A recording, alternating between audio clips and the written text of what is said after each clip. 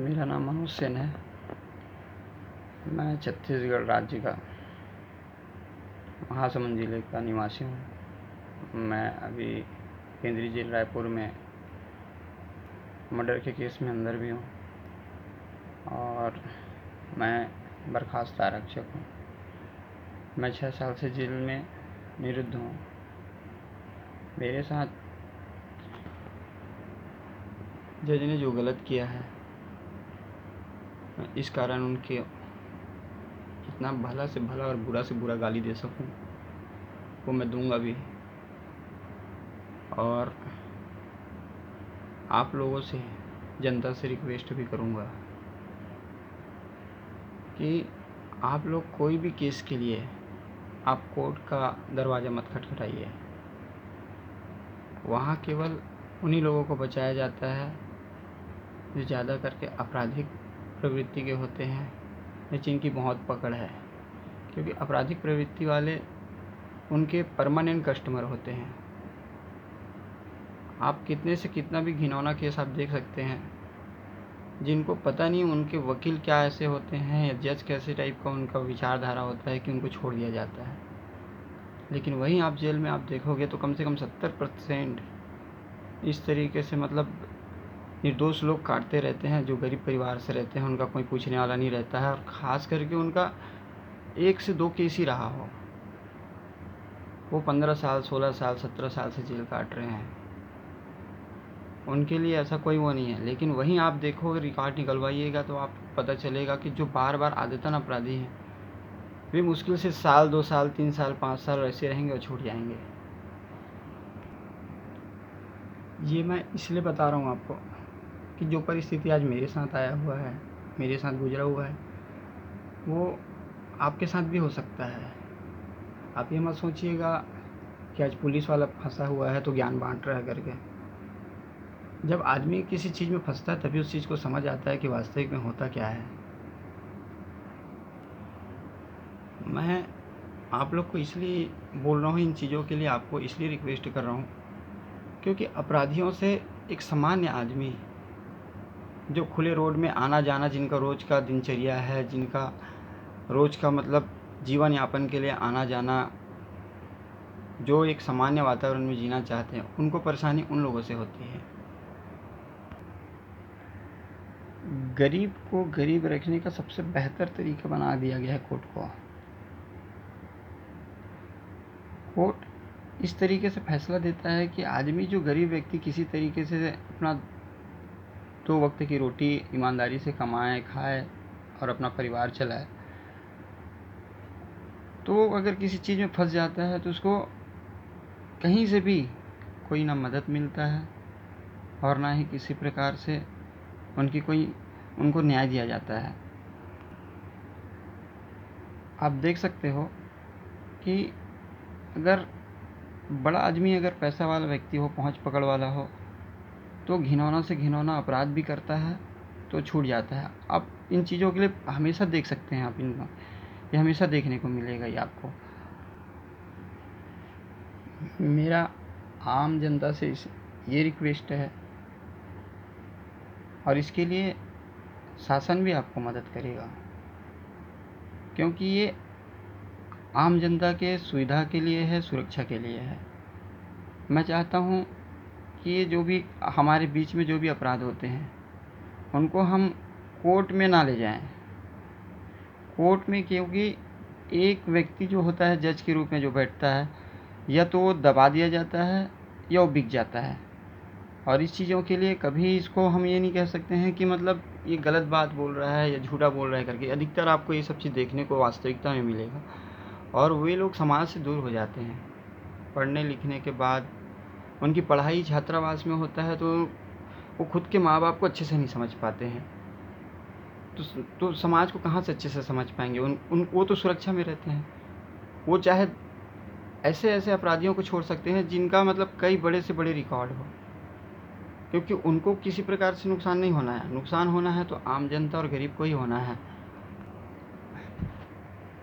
मैं चाहता हूँ कि जज के रूप में गरीब और मीडियम परिवार के लोग बैठे, इसमें इस तरीके से हो कि हमारे देश में कम से कम 3 से 4 मतलब 4 से 5 ऐसे धर्म हैं अलग-अलग, जैसे हिंदू, मुस्लिम, सिख, ईसाई, और उसके अंदर कई प्रकार की जातियाँ हैं।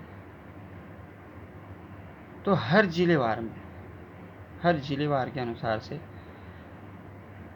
मैं चाहता हूँ कि हर जाति के 3 पुरुष और 3 महिला उनके ही समाज के द्वारा चुना जाए, और जो उस ज़िले में जितने भी अपराध होते हैं उनका फैसला वही लोग करें।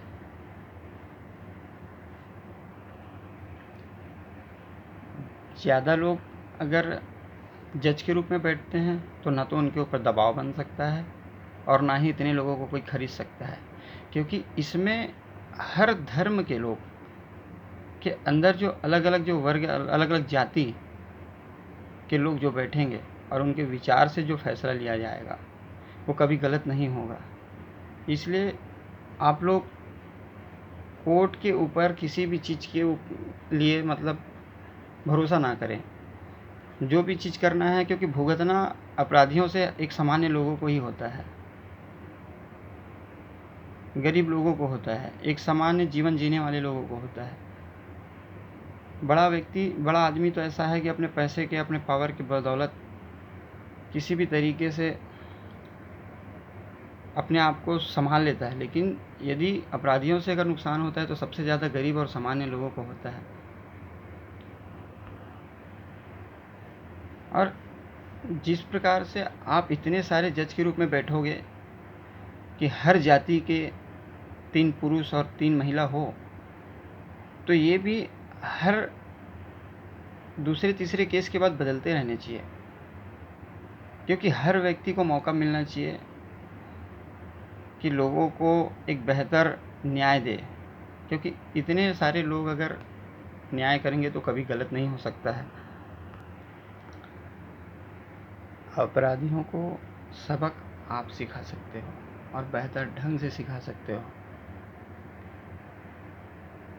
जज किसी भी चीज़ के लिए उनके मत देखा जाए तो उनका ज्ञान कम हो जाता है, वे केवल किताबी कीड़े होते हैं।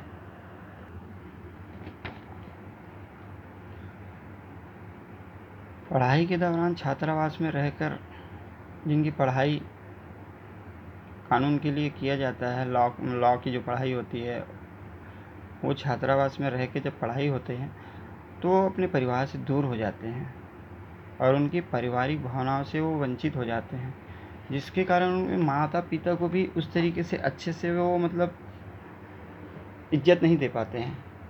ये मेरा खुद का देखा हुआ है, क्योंकि मैं भी पुलिस विभाग में था, कुछ बड़े अधिकारियों के पास जाया करता था, तो मैं ये लॉ की ही पढ़ाई के लिए साथ में अन्य बड़े जो कुछ और पढ़ाई होते हैं जो छात्रावास में होके रहते हैं, तो एक समय के बाद वो अपने माता पिता को इस तरीके से मतलब रखते हैं कि आप देखोगे तो इतने बड़े अधिकारी किस तरीके से उनके साथ में बर्ताव व्यवहार करते हैं, ये आपको भी देखने को मिले, मतलब सुनने को देखने को भी मिला होगा। लेकिन कई बार क्या होता है, बड़े अधिकारी हैं तो उनके विरुद्ध बोलने में थोड़ा सा आदमी हिचकिचा जाता है, और उसी के कारण फिर